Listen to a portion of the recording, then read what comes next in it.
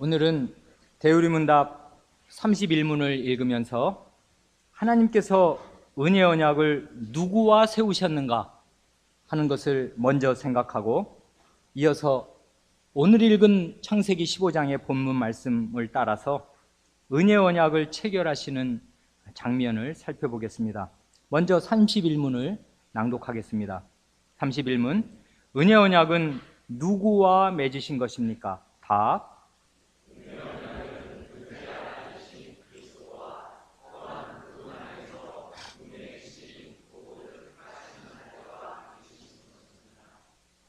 오늘도 우리 가운데 있는 어린 사람들을 위해서 질문을 하겠습니다. 방금 낭독한 것처럼 우리의 요리문답은 하나님께서 은혜 언약을 맺으실 때 둘째 아담이신 그리스도와 맺으시고 그분 안에 있는 모든 선택받은 사람들과 맺으신다고 합니다. 질문입니다. 그렇다면 하나님께서 교회 안에 있는 어린 사람들과도 은혜 언약을 맺으실까요? 그렇게 하시겠다는 말씀이 성경 말씀 가운데 어디에 나올까요? 하는 것입니다. 강서를 잘 들으면 그 구절을 딱 짚어내어서 대답할 수 있을 것입니다. 지난 시간에 우리는 대우리문답 30문을 읽으면서 하나님께서 사람과 언약을 맺으셨다고 할 때 그 언약의 본질이 무엇인가를 잠시 생각하였습니다. 간단히 세 가지로 말씀드렸습니다. 첫째로 언약은 하나님의 주권적인 선언이라는 것. 둘째로 언약은 하나님께서 자신을 지극히 낮추셔서 인간의 평면으로 내려오신 것이라는 사실. 그러니까 하나님께서 사람과 언약을 맺으실 때에는 사람이 알아들을 수 있는 사람의 언어로 말씀을 하시고, 인간 사회에 흔히 있는 계약의 방식을 쓰셔서 사람과 일종의 계약을 맺으셨다는 것. 셋째로 언약의 핵심 내용은 하나님께서 우리에게 자기 자신을 내어주신다는 지극히 은혜로운 것이라는 사실입니다. 그래서 하나님의 언약은 곧 사랑의 언약이고 혼약, 곧 혼인 언약과 같다고 말씀드렸습니다. 하나님께서는 사람을 극진히 사랑하셔서 서로 사랑과 기쁨을 나누면서 영원히 사람과 함께 사시려고 언약을 맺으신 것입니다. 그리고 이어서 선택과 언약의 관계에 대해서 잠시 말씀드렸습니다. 선택은 영원한 세계에서 이루어지는 것이고, 언약은 시간계 안에서, 즉 인간의 역사 안에서 이루어지는 일입니다. 하나님께서는 영원한 세계에서 선택하신 사람들을 역사 안에서 언약의 말씀으로 부르십니다. 그러니까 그 언약의 말씀에 믿음으로 응답한 사람들만이 자신이 하나님의 선택을 받은 사람임을 아는 것입니다. 그러므로 시간 속에서 살아가는 우리 사람으로서는 영원한 세계에서 하나님의 은밀한 마음 속에서 이루어지는 선택의 여부를 알려고 애쓸 것이 아니라, 즉 나나 저 사람이 하나님의 선택을 받았는가 못 받았는가, 천국에 갈 사람, 지옥에 갈 사람, 내가 둘 중에 어느 사람인가 하는 것을 궁금해할 것이 아니라 이 역사 안에 명백하게 나타난 언약의 말씀을 굳게 붙드는 것이 중요합니다. 그래서 이 지난주에 우리가 읽은 30문에서는 은혜 언약이라고 부르는 둘째 언약을 세워 자기의 택하신 자들을 구원의 지위에 이르게 하십니다 하고 고백합니다. 이 고백처럼 하나님의 선택과 언약이 아름답게 조화를 이룹니다. 마찬가지로 오늘 우리가 읽은 31문에서도 선택과 언약이 조화를 이루고 있습니다. 은혜 언약을 누구와 맺으셨는가 할 때 모든 택하신 자들과 맺으셨다고 합니다. 여기에서도 언약이 나오고 선택이 나오는데, 하나님의 영원한 선택을 받은 사람들은 누구인가 할 때 결국 은혜 언약을 받은 사람들입니다. 그러므로 우리로서는 하나님께서 알려주시지 않은 누가 선택을 받았는가 하는 여부에 관심을 기울일 것이 아니라 하나님께서 우리에게 주신 은혜 언약의 말씀에 모든 주의를 기울이는 것이 마땅한 일입니다. 이런 선택과 언약의 아름다운 조화가 우리가 늘 매주 외우는 하이델베르크 요리문답에도 나타납니다. 54문을 보면 거룩한 보편적 교회에 관하여 당신은 무엇을 믿습니까? 하고 물을 때 나는 하나님의 아들이 처음부터 세상의 처음부터 마지막 날까지 모든 인류 가운데에서 영생을 위하여 여기 선택이 나오잖아요. 선택하신 교회를 참된 믿음으로 하나가 되도록 그의 말씀과 성신으로 자신을 위하여 불러 모으고 보호하고 보존하심을 믿습니다. 나도 지금 이 교회에 살아있는 지체이며 영원히 그러할 것을 믿습니다. 하고 답합니다. 이 요리문답을 따르면 하나님의 아드님이 영생을 위하여 선택하신 교회가 있다고 합니다. 여기에 선택이 나옵니다. 그런데 그렇게 선택하신 사람들을 세상의 처음부터 마지막 날까지, 즉 이 역사 가운데에서 불러 모으시는데 어떻게 불러 모으시는가 하면 자신의 말씀과 성신으로 불러 모으신다고 합니다. 하나님의 아드님의 말씀이야말로 은혜 언약의 말씀입니다. 그러므로 진리의 성신께서 하나님의 아드님의 말씀, 그러니까 은혜 언약의 말씀이라고 하여도 좋고 예수 그리스도의 복음이라고 하여도 좋은 그 말씀을 사용하셔서 사람들을 불러 모으시는 그 시간이 바로 하나님의 아드님께서 영원한 세계에서 선택하신 사람을 교회로 불러 모으시는 시간인 것입니다. 여기까지가 지난 시간에 살펴본 내용을 다시금 되새기면서 조금 더 보충하여서 말씀드리는 내용입니다. 그런데 31문은 하나님께서 은혜 언약을 누구와 맺으셨는가 할 때 둘째 아담이신 그리스도와 맺으셨고, 또한 그분 안에서 그분의 씨인 모든 택하신 자들, 택자들, 선택하신 자들과 맺으셨다고 고백합니다. 그러니까 종합하여서 본다면 우리의 요리문답이 말하고자 하는 것은 두 가지 언약이 있는데, 하나님께서 생명의 언약이라고도 하고 행위 언약이라고도 하는 첫째 언약은 온 인류의 대표인 첫사람 아담과 맺으셨고, 이게 20문답, 30문답에서 고백하는 내용이고요. 은혜 언약이라고 부르는 둘째 언약은 새 인류의 대표이자 둘째 아담이신 그리스도와 맺으셨다는 것입니다. 문제는 이렇게 고백할 수 있는 성경적인 근거가 있는가 하는 것입니다. 오늘 우리 아침에 성경 공부 시간에 우리 가운데 있는 가장 어린 축에 속한 사람이 초학문답 42문, 하나님 아버지는 누구와 은혜 언약을 맺으셨습니까? 답, 그리스도 곧 그의 영원한 아들과 맺으셨습니다. 우리 지금 이 대요리문답 오늘 읽은 31문과 같거든요. 그리스도와 언약을 맺으셨다. 그런데 그 근거가 성경에 있는가 하는 것입니다. 그러니까 이 강설을 준비한 강설자는 요리문답을 당연히 이게 진리에 대한 요약이라고, 성경 말씀의 요약이라고 믿으면서 신앙 고백 위에 서서 강설하되, 이 신앙 고백이 성경 어디에 터를 두고 있는가를 찾고자 한 것입니다. 우리도 다 신앙 고백을 이렇게 읽어야 하는 것입니다. 신앙 고백이면 안심하고 받아도 물론 좋은데, 그 믿음이 하나님의 말씀에 기반을 둔 믿음이라면 증거 성구들을 찾아서 읽고, 이 증거 성구가 뒷받침이 되는가 안 되는가를 따져보아야 합니다. 그래야 신앙 고백의 빈틈을 메꿀 수가 있습니다. 성경 말씀을 읽어보면은 하나님께서 실제로 낙원에서 첫사람에게 내가 너와 이러한 언약을 맺겠다 하고 말씀하신 것은 아닙니다. 창세기 2, 3장에 언약이라는 말이 전혀 안 나옵니다. 그냥 하나님께서 생명나무를 두시고 선악을 알게 하는 나무의 열매를 먹지 말라는 금지 명령을 내리신 것뿐입니다. 그러니까 그것은 어찌 보면은 하나님의 일방적인 행동과 선언이지 쌍방간의 계약이나 언약이라고 말하기는 어렵습니다. 그래서 지난 시간에 언약의 첫 번째 성격을 하나님의 주권적인 선언이라고 말씀드린 것입니다.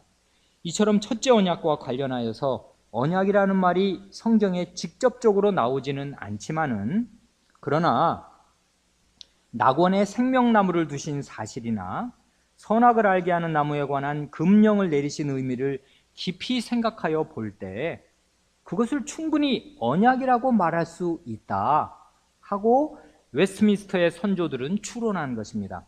한마디로 생명나무와 선악을 알게 하는 나무에 관한 금령은 하나님께서 첫사람에게 내가 내 말을 어기지 않고 잘 따르면은 내가 네게 영원한 생명을 주겠다 하고 언약하신 것과 마찬가지라고 본 것입니다.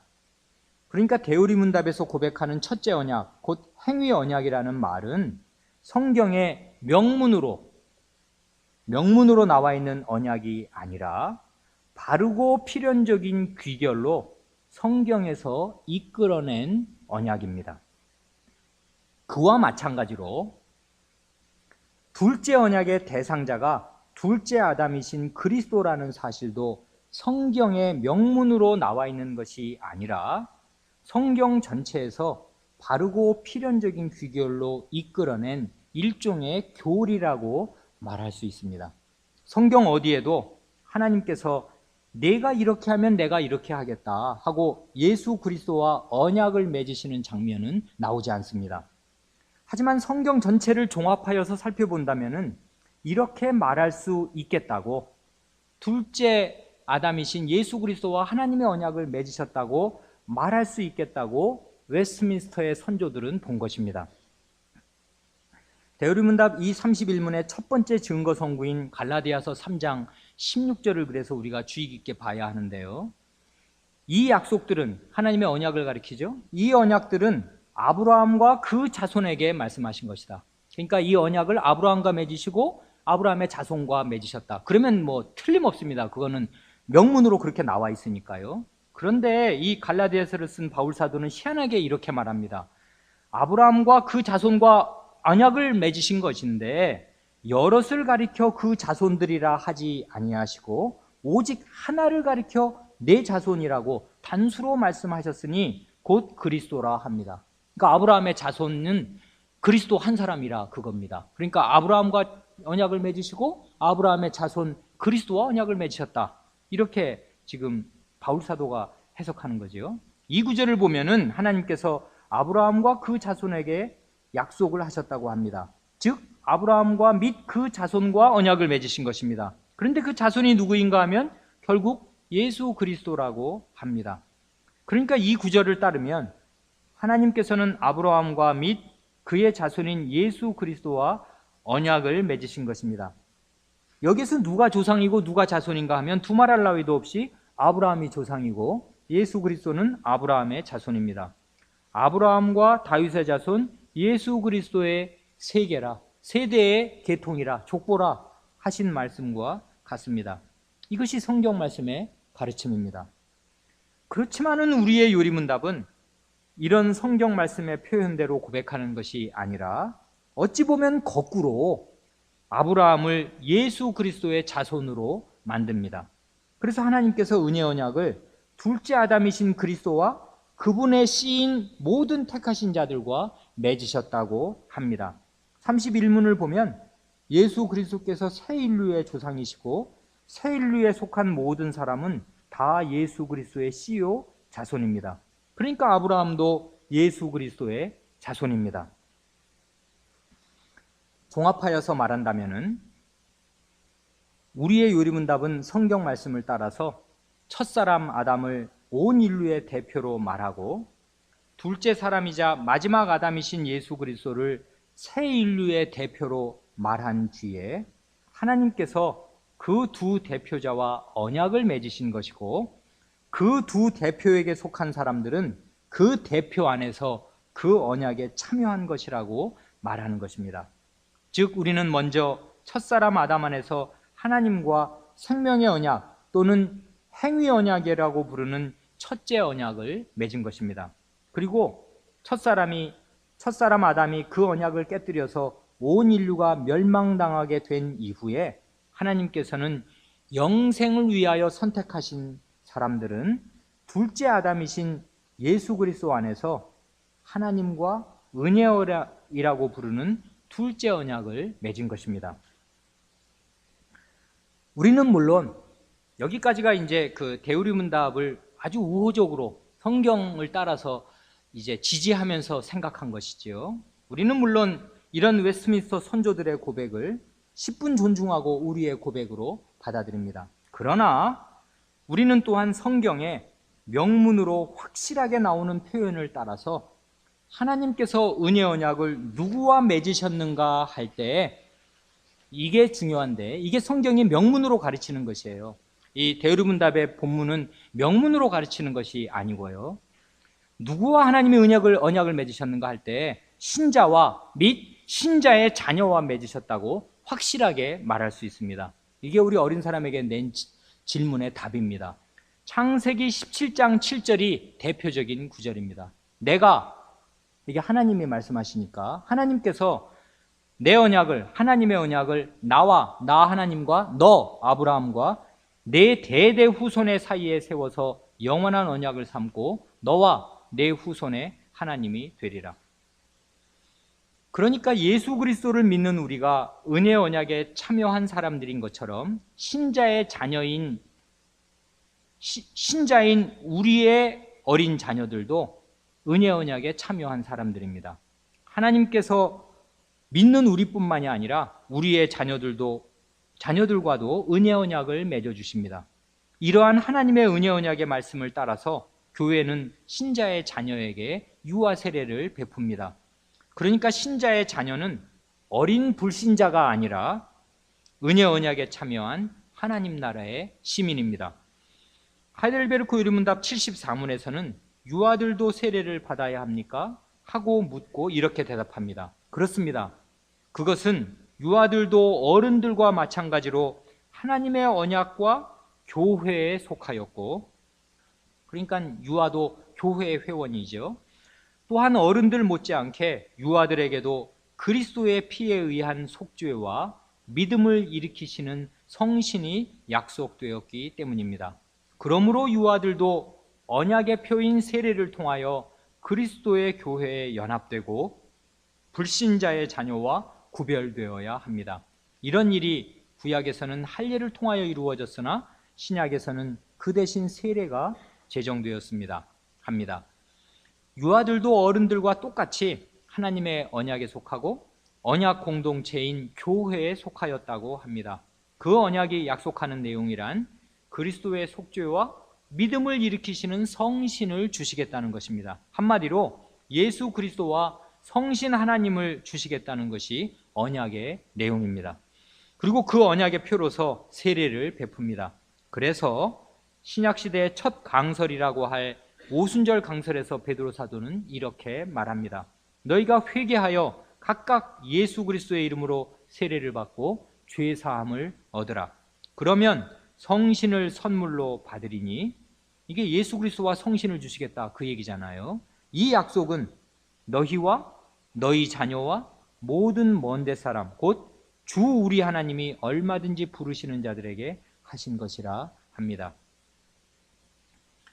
그 다음이 이제 이 중요한 창세기 15장의 언약 체결식 장면입니다. 오늘 본문으로 읽은 창세기 15장에는 하나님께서 아브라함과 언약을 체결하시는 장면이 나옵니다.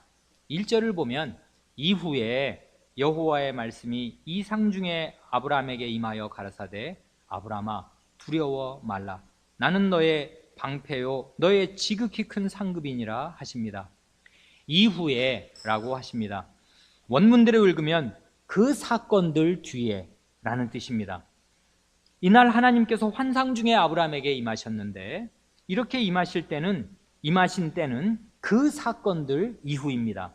그러니까 그 사건들이 무엇인지는 그 앞을 읽어보아야 알 수 있을 것입니다. 그런데 지금 아브라함은 무엇인가를 두려워하고 있습니다. 그래서 하나님께서 제일 먼저 두려워 말라 하고 말씀하십니다. 뭘 두려워하고 있는지, 두려움의 원인이 무엇인지는 명시적으로 나와 있지 않습니다. 어찌되었든 아브라함이 두려워하고 있기 때문에 하나님께서는 두려워 말라 하고 말씀하시고, 이어서 나는 너의 방패요 너의 지극히 큰 상급이니라 하고 말씀하십니다. 하나님께서 아브라함을 지켜주시는 방패가 되어주시고 아브라함의 지극히 큰 상이 되어주신다고 말씀하십니다. 그러니까 아브라함은 두려워하지 말아야 합니다. 그래, 그 앞장인 14장을 보면은 동방의 그돌라오멜 왕이, 동방이면 저기 메소포타미아 있는 그 티그리스강, 유브라테스강 있는 그 먼 곳에 있는 그돌라오멜 왕이 사해의 남동부에 있는 소돔 일대를 12년 동안 속국으로 다스리면서 조공을 받고 있었는데요. 그들이 배반을, 이 소돔 일대에 있는 왕들이 배반을 하니까 동방의 다른 세 왕과 동맹을 맺고서 소돔 일대를 정벌하러 멀리 원정을 오는 사건이 나옵니다. 그래서 동방에서 온 도합 4왕과 소돔 지역의 5왕 사이에 전투가 벌어졌습니다. 그돌라오멜 동맹군은 그 지역을 휩쓸면서 소돔과 고모라의 모든 재물과 양식을 약탈하여 가고, 또 소돔성에 살던 아브라함의 조카 롯을 포로로 사로잡아 갔습니다. 또 원정을 온 김에 가나안 땅 남부에 있던 아말렉과 아모리 사람들도 쳤습니다. 아브라함은 조카 롯이 잡혀갔다는 소식을 듣고서 가병 318명과 아모리 족속 가운데에서 동맹을 맺은 마므레 3형제와 함께 그돌라오멜 동맹군을 추격하여서 빼앗긴 모든 재물을 되찾고 조카 롯을 구하여 왔습니다. 그러니까 이 마므레, 이 사람들도 자기 족속, 아모리 족속도 말하자면 큰 침략을 당한 것이거든요. 그러니까 평소에 우리가 침략당하면 함께 나가서 싸운다, 이런 동맹을 서로 그 전에 맺은 것입니다. 그렇게 전승을 거두고 돌아오는 아브람을 지극히 높으신 하나님의 제사장인 살렘 왕, 이게 예루살렘 지역의 살렘 왕 멜기세덱이 맞아서 그에게 하나님의 이름으로 축복하여 주었습니다. 그리고 아브라함은 소돔 사람들이 아주 상종할 수 없을 만큼 타락한 사람들임을 알았기 때문에 소돔 왕이 되찾아온 내 백성은 내게 돌려주고 전리품은 내게 취하라, 이게 그 당시 말하자면 통용되는 일종의 관행이자 법이니까요. 이렇게 말하였을 때 시로라기 하나도 취하지 않겠다고 선을 딱 그었습니다. 다만 전투를 치느라 먹은 음식값은 받았고, 그건 당연한 거니까요. 전쟁 치느라고 먹은 음식값이야 내가 받아야겠다. 그리고 자기와 동맹을 맺은 마므레의 3형제의 몫은 정당하게 챙겨 주었지만은 자기 몫은 하나도 챙기지 않았습니다. 창세기 15장의 환상은 이 사건들 뒤에 일어난 일입니다. 그러니까 아브라함이 무엇을 두려워하였겠는가 생각하여 볼 때 몇 가지 가능성이 있습니다. 지금 한 3가지 정도를 얘기하려고 하는 거죠. 먼저 그돌라오멜 동맹군이 전열을 정비하여서 복수를 하러 올 가능성이 있었습니다. 그돌라오멜은 멀리 떨어진 소돔 일대를 12년간이나 속국으로 다스릴 만큼 세력이 큰 왕입니다. 지난번에는 아브라함이 야밤에 기습작전을 펴서 승리를 거두기는 하였습니다마는 그돌라오멜 동맹군이 소욕을 하기 위해서 대군을 이끌고 다시 와서 전면전을 벌인다면 대단히 어려운 상황이 될 것입니다. 두렵지 않을 수 없습니다. 그리고 두 번째로, 환상이든 실제 상황이든 하나님을 마주대야 한다는 것, 이것은 기본적으로 두려운 일이 아닐 수 없습니다. 죄인들은 언제든지 하나님이 자기 앞에 나타나시면 죽을 것 같은 두려움에 떨어지는 것입니다. 그리고 셋째로 15장의 내용을 읽어볼 때 아브라함이 두려워하였을 또 다른 원인도 생각할 수 있습니다. 지금 아브라함은 기운이 없고 의기소침한 상태입니다. 그렇게 된 가장 중요한 원인은 하나님의 약속을 받기는 받았는데 도무지 그 약속이 이루어질 기미가 보이지 않는다는 데 있습니다. 그렇게 지낸 지가 벌써 10년가량이나 되었습니다. 그래서 믿음이 점점 위축되고 가라앉은 것입니다. 창세기 12장을 보면은 하나님께서 아브라함이 75세였을 때 언약의 말씀을 주셨습니다. 너는 너의 본토 친척 아비집을 떠나 내가 네게 지시할 땅으로 가라. 내가 너로 큰 민족을 이루고 내게 복을 주어 내 이름을 창대케 하리니 너는 복의 근원이 될지라. 너를 축복하는 자에게는 내가 복을 내리고 너를 저주하는 자에게는 내가 저주하리니 땅의 모든 족속이 너를 인하여 복을 얻을 것이니라. 이 유명한 첫 번째 그 언약의 말씀, 창세기 12장의 언약의 말씀이잖아요. 아브라함이 이 말씀을 듣고 본토 친척 아비집을 떠나서 하나님께서 지시하신 땅인 가나안에 들어왔을 때 하나님께서는 내가 이 땅을 내 자손에게 주리라 하고 언약하셨습니다. 땅과 자손이죠. 그러니까 하나님께서 맨 처음에 아브라함에게 한 나라를 이룰 것을 언약하여 주셨는데, 약속하신 그 나라는 작은 나라가 아니라 큰 나라이고 또한 복된 나라입니다.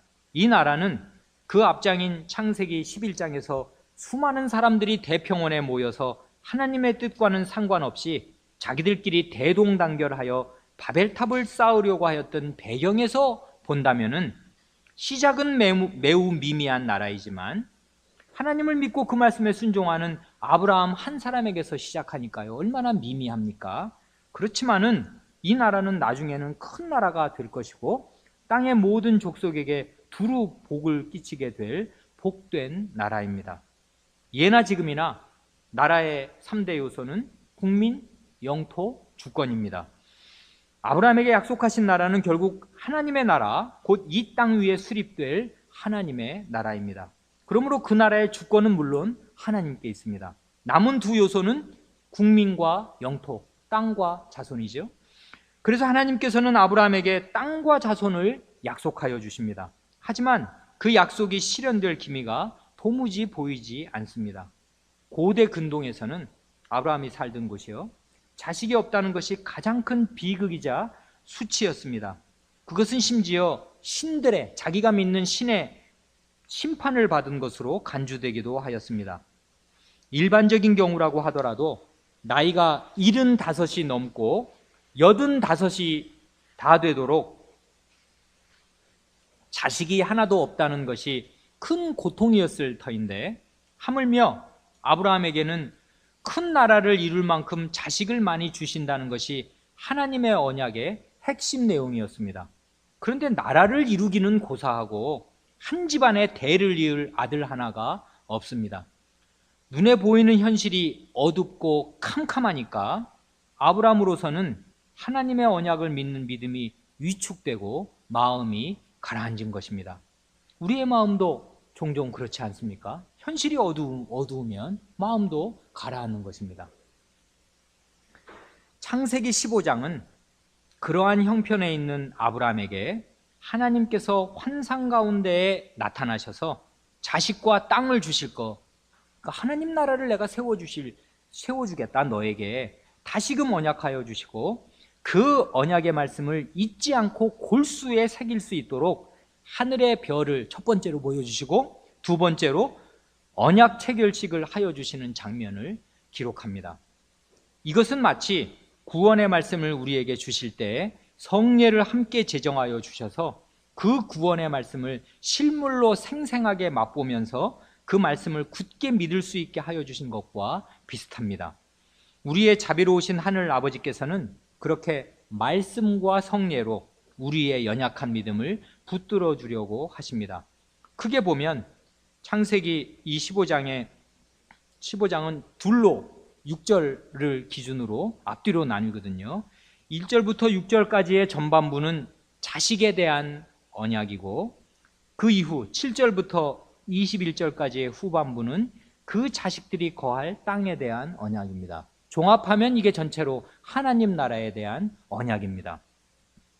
그런데 잘 보면 읽으시면서 느끼셨는지 모르겠는데 이 전반부와 후반부의 구성이 매우 비슷합니다.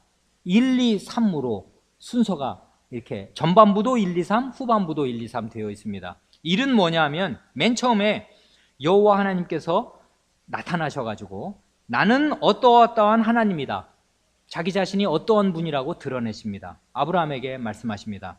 그럼 두 번째는 아브라함이 그 말씀을 듣고서 자기가 지금 그 말씀을 확실히 믿기 어려운 처지에 있으니까 자신의 마음에 곤혹스러운 상태를 솔직하게 하나님께 말씀드립니다. 이게 언약의 교제라고요. 하나님이 말씀하시고 사람도 하나님께 말씀드리고 말씀과 기도, 이게 왔다 갔다 하는 거잖아요. 그렇게 자기 얘기를 솔직하게 하나님께 한다고요. 그러면 세 번째로 그래? 하고서 하나님께서 아브라함이 아뢰는 말씀을 들으시고 다시금 언약의 말씀을 주시는 동시에 또 한 번 말씀해 주시면서 어떤 상징적인 행위를 하여 주십니다. 성례를 제정해 주시는 거라고요. 이게 어떤 공식적인 성례가 아니라 예식을 어떤 뭘 보여주신다고요. 눈으로 볼 수 있는 거. 그래서 아브라함의 믿음을 견고하게 붙들어 주십니다. 그래 이제 그 전반부의 그 1, 2, 3 세트, 후반부의 1, 2, 3 세트, 그것을 보겠습니다. 하나님께서 맨 처음에 15장 1절부터 6절까지가 전반부잖아요. 1절에서 나는, 먼저 자기 자신을 이렇게 말씀하시잖아요. 나는 누구냐 하면 너의 방패고 너의 지극히 큰 상이다. 너를 지켜주는 방패고 너에게 던져지는 상이다. 근데 지극히 큰 상이다 하고 말씀하십니다. 하나님께서 아브라함을 지켜주실 뿐만이 아니라 친히 아브라함의 상이 되어주실 것이라고 하십니다. 앞에 전투에서 승리를 거둔 아브라함은 승전한 사람으로서 당연히 거둘 수 있는 전리품을 취하기를 거절하는 개결하고 의연한 태도를 견지하였는데 하나님 자신이 아브라함의 상이 되어주시겠다고 말씀하십니다. 이제 두 번째로 넘어갑니다. 그 말씀을 들은 아브라함이 그 2절 3절에서 자신의 괴로운 마음을 말씀드립니다. 기도하는 거죠. 하나님께서 저의 상이 되어주시겠다는 언약의 말씀은 좋은데요, 그 언약의 가장 확실하고 현실적인 증표는 언약하신 자식을 주시는 거 아닙니까? 그런데 그 약속을 믿고 10년을 기다렸는데도 여태 자식이 없습니다. 그러니 집에서 기른 종 가운데 한 사람이 저의 후계자가 될 것입니다. 아브라함이 침울한 가운데 자기 어두운 현실을 보고 이렇게 기도한 것입니다. 그러니까 이제 세 번째입니다. 아브라함의 말을 들으신 하나님께서 아니다, 내가 낳을 자식이 내 상속자가 될 거다 하고 소망스러운 약속의 말씀을 주십니다. 그것뿐만이 아니라 그를 밖으로 데리고 나가셔서 깨알같이 많은 하늘의 별들을 보여주십니다. 그리고 저 별들처럼 아브라함의 자손이 셀 수 없이 많을 것을 약속하여 주십니다. 그날 이후로 아브라함은 밤하늘의 별을 볼 때마다 하나님의 언약의 말씀을 기억하고 마음의 힘을 얻고 믿음을 더욱 굳세게 가졌을 것입니다. 우리도 별을 보면 하나님께서 아브라함에게 주신 언약을 기억하면 대단히 좋을 것입니다. 은하수 같은 걸 보는 기회에. 아브라함은 자식을 하늘의 별처럼 많이 주시겠다는 하나님의 언약의 말씀을 믿었고 하나님께서는 그의 믿음을 그의 의로 여겨주셨습니다. 물론 여전히 자식은 없습니다. 그렇지만 아브라함은 하나님의 언약의 말씀을 믿습니다. 여전히 현실은 밤하늘처럼 캄캄합니다. 그러나 캄캄한 밤하늘에 별들이 빛나듯이 하나님의 약속이 도무지 이루어질 것 같지 않아 보이는 캄캄한 현실에서도 아브라함은 별처럼 빛나는 언약의 말씀을 믿습니다. 지금까지 10년을 기다렸어도 언약이 이루어지지 않았지만은 하나님께서 말씀하셨으니 나는 그 말씀을 믿는다 하고서 하나님을 신뢰합니다. 하나님에 대한 이러한 신뢰를 하나님께서는 의로 여겨주셨습니다. 이때가 아브라함이 85세쯤 되었을 때입니다. 해피엔딩 같죠? 그렇지만 현실은 그렇게 간단하거나 녹록하지 않습니다. 우리의 현실도 마찬가지 아닙니까? 85세 때 아브라함은 하나님을 믿고 의롭다 하심을 받았지만은 그의 믿음은 여전히 더욱 채워져야 할 것이 남아 있었습니다. 창세기 15장에 약속을 받은 아브라함이 16장에 가면 하가를 취하여서 이스마엘을 낳았습니다. 내 몸에서 날 자가 아들이라 하니까 어쨌든 자기 몸에서 아들을 낳긴 낳은 겁니다. 그렇지만 그 아이는 하나님께서 언약하신 자식이 아니었습니다. 그러니까 현실로는 그 약속을 받은 뒤로도 14년이 더 지나서 99세가 될 때까지 언약의 자식이 또 없었습니다. 하나님의 언약의 말씀은 하늘의 별처럼 빛나고 있었지만은 현실은 75세 때부터 99세 때까지 5년 내내 캄캄하였고 언약의 말씀은 까마득히 먼 하늘의 별처럼 현실과 동떨어져 있는 것처럼 보였습니다. 그래 창세기 17장에서 하나님께서 전능한 하나님으로 나타나셔서 다시금 언약의 말씀을 하여 주시는데, 그때 아브라함의 믿음은 다시 맨 밑바닥으로 곤두박질 쳐 있었습니다. 하나님이 전능한 하나님으로 나타나셔서 너는 내 앞에서 완전하라, 완전히 나를 신뢰해야 될 거 아니냐, 이렇게 말씀하실 때 아브라함이 엎드려 웃으며 심중에 이르되 100세 된 사람이 어찌 자식을 낳을까? 사라는 90세니 어찌 생산하리요? 이스마엘이나 하나님 앞에 살기를 원하나이다. 그러니까 그때 85세 때 내 종 다메섹 엘리에셀이 우리 집안의 후계자입니다, 이렇게 말씀하신 것과 똑같은 것입니다. 심정 상태가. 그때 하나님께서는 아니다, 내 아내 사라가 틀림없이 내게 아들을 낳을 것이다 하고 언약하여 주시고 언약의 표와인으로 할례의 성례를 제정하여 주셨습니다. 85세 때 일종의 성례 비슷한 하늘의 별을 보여주신 것을 이번에는 아예 이건 진실한 성례로, 대대에 행할 성례로 딱 제정하여 주신 것입니다. 하나님이 사람을 다루시는 방식이 늘 이렇습니다. 그러자 아브라함은 다시 하나님의 말씀을 믿었고 여전히 악의는 없었지만은 믿음으로 자신과 가솔들에게 할례를 행하였습니다. 이처럼 아브라함이 85세 때였던 창세기 15장의 기록과 99세 때였던 17장의 기록은 양상이 매우 비슷합니다. 현실은 어둡고 그래서 믿음이 약하여집니다.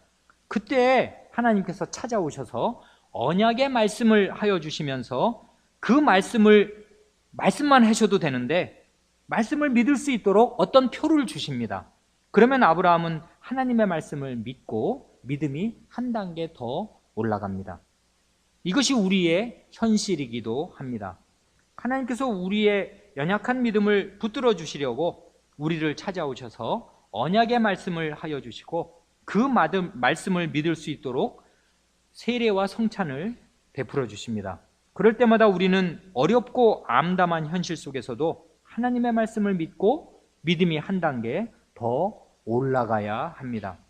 여기까지가 전반부지요. 1번, 2번, 3번 이렇게 하나님, 아브라함, 다시 하나님, 그리고 언약의 말씀과 언약의 표. 이 똑같은 구조가 앞에는 자손에 대한 약속에서 이런 한번 이 쳇바퀴가 한 바퀴 돌았는데 이번에는 땅에 대한 약속에서 이 쳇바퀴 1, 2, 3번이 또 한 번 돕니다. 창세기 이제 15장 7절 이 후반부를 보면 15장 1절을 이어서 두 번째로 하나님께서는 나는 어떠어떠한 하나님이다 하고 말씀하시면서 땅에 대해서 언약하십니다. 그 말씀을 들은 아브라함이 다시금 자신의 마음속에 있는 곤혹스러움과 괴로움을 솔직하게 말씀드립니다. 하나님, 이 땅을 주시겠다는 주님의 약속은 좋아요. 그런데 제가 처한 현실은 참 어렵다고요. 현실은 주님의 약속과 정반대거든요. 저는 주님께서 약속하신 땅에 들어온 뒤로 이제까지 10년가량이나 이 땅에서 이리저리 방랑하고 있습니다. 아직 제 땅은 한 평도 없습니다. 주님께서도 잘 아시듯이 이 땅에는 여기에서 대대로 살아온 강력한 선주민들이 있습니다. 선주민들이 한두 부족도 아니고요. 부족들이 좋게 10개는 되는 것 같습니다.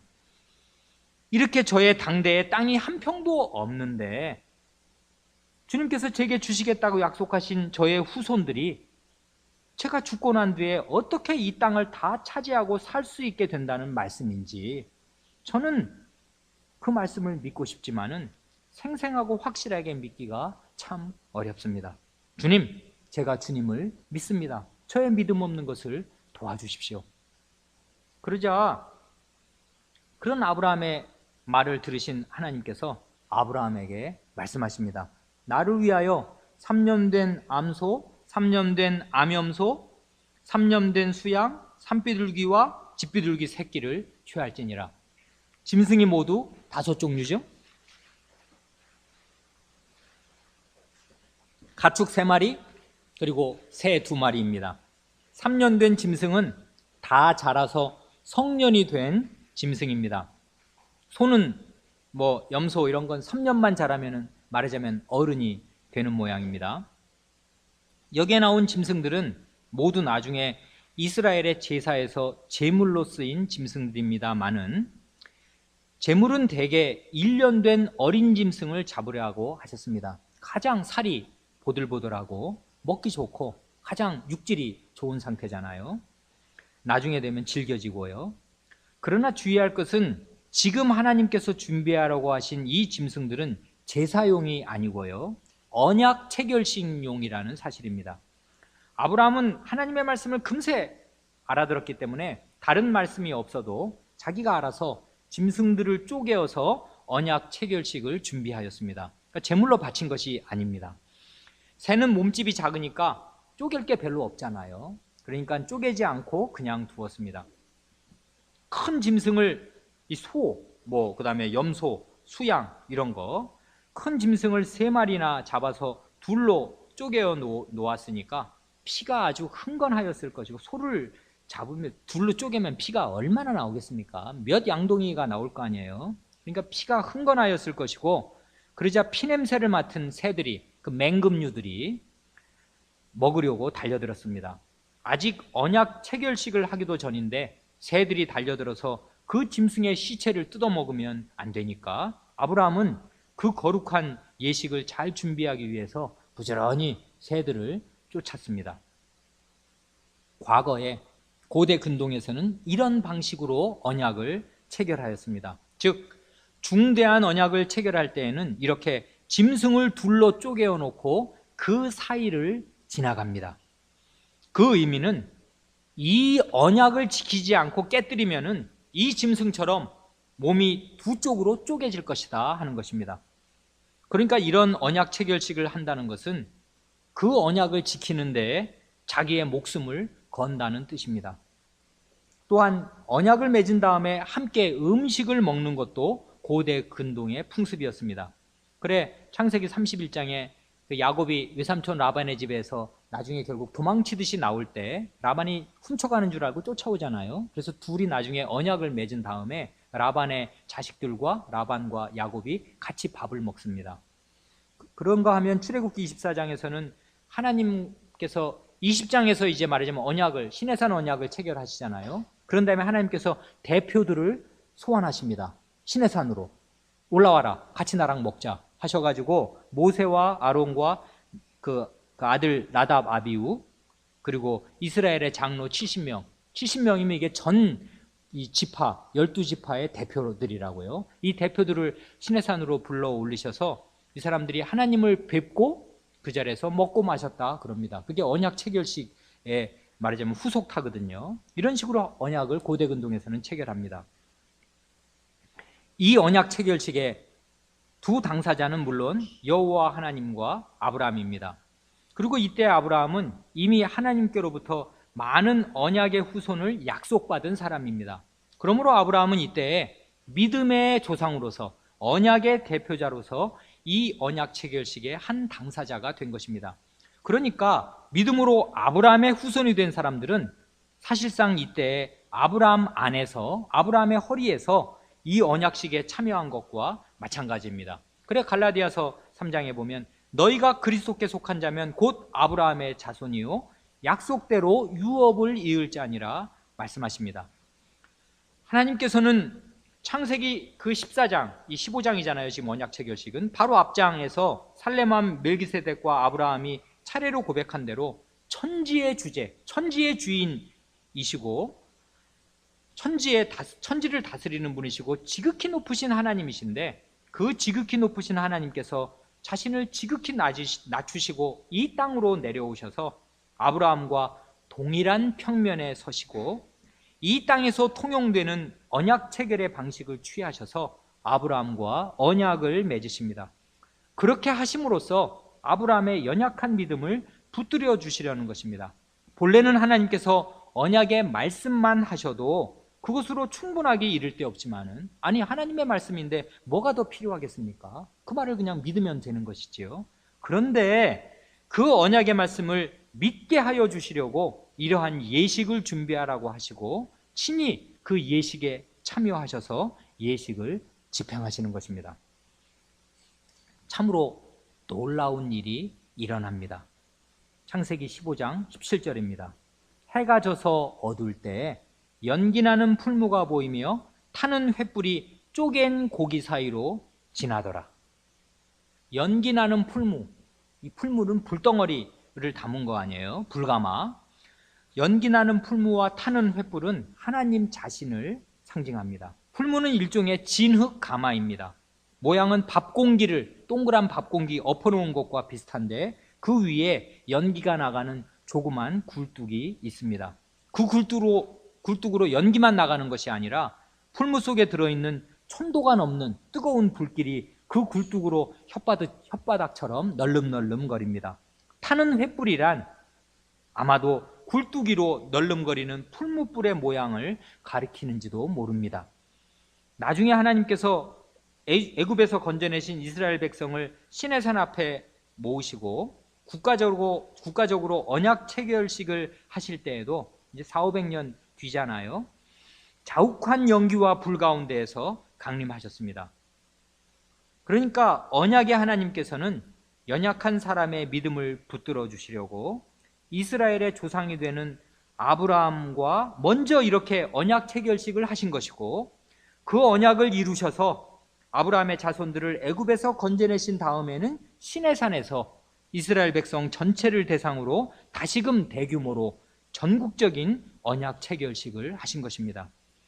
이렇게 하나님께서는 언약의 말씀과 언약 체결의 예식으로, 말씀과 예식으로 우리의 믿음을 붙들어 주려고 하십니다. 예식의 목적은 언약의 말씀을 믿도록 하시려는 것입니다. 성례, 곧 세례 예식과 성찬 예식의 목적도 마찬가지입니다.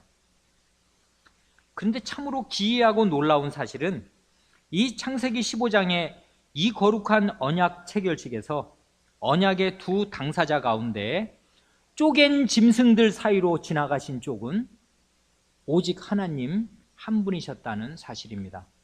아브라함은 그 짐승들 사이로 지나가지 않았습니다.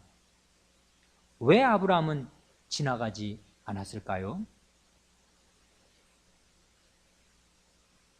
지나갔으면 아마 몸이 두 쪽이 났을 겁니다. 언약을 지킬 수가 없으니까요.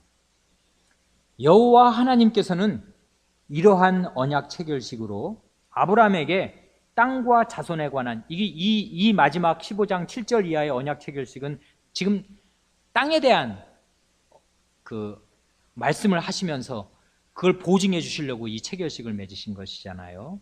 이런 언약 체결식으로 아브라함에게 땅과 자손에 관한 언약의 말씀, 하나님 나라를 당신이 이루시겠다는 그 언약의 말씀을 확실히 보증하여 주십니다.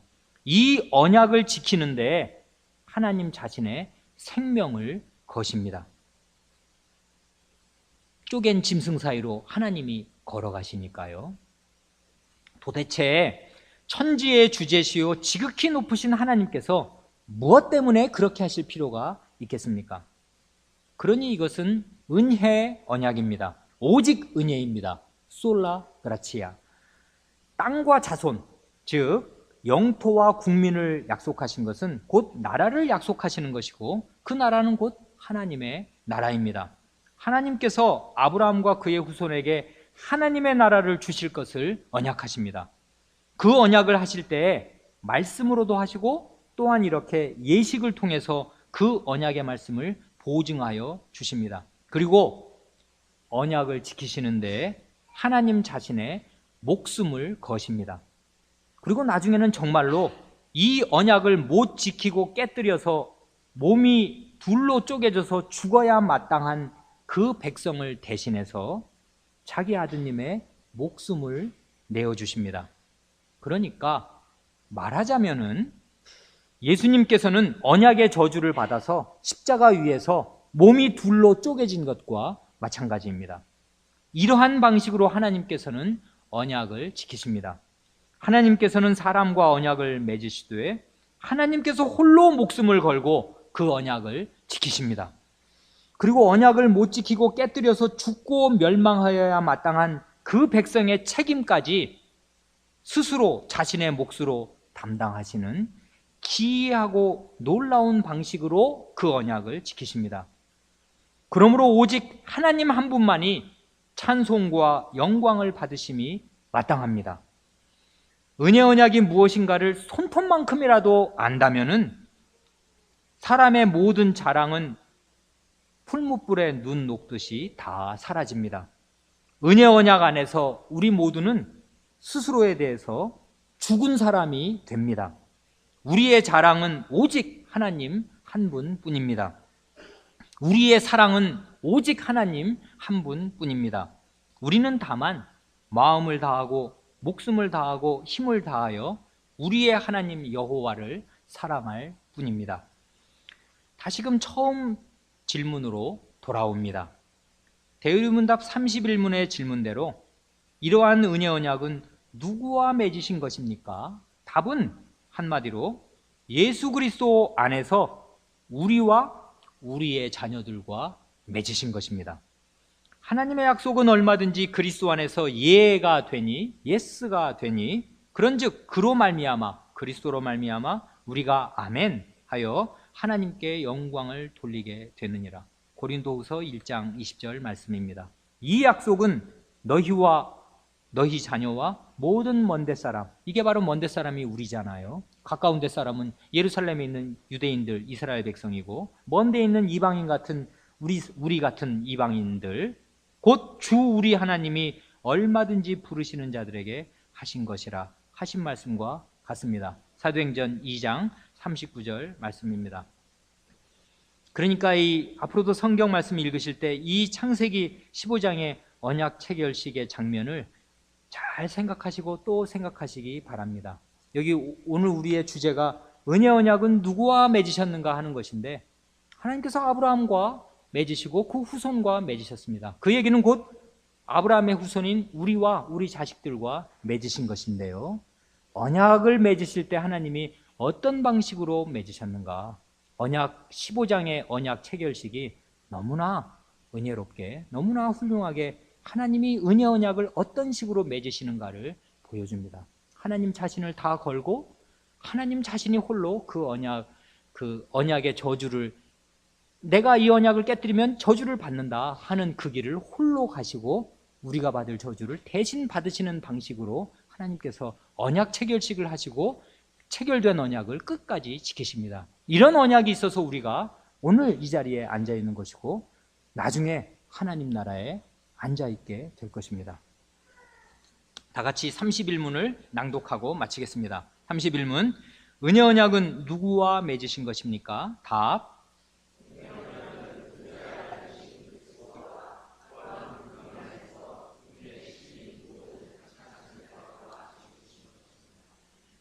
기도하겠습니다.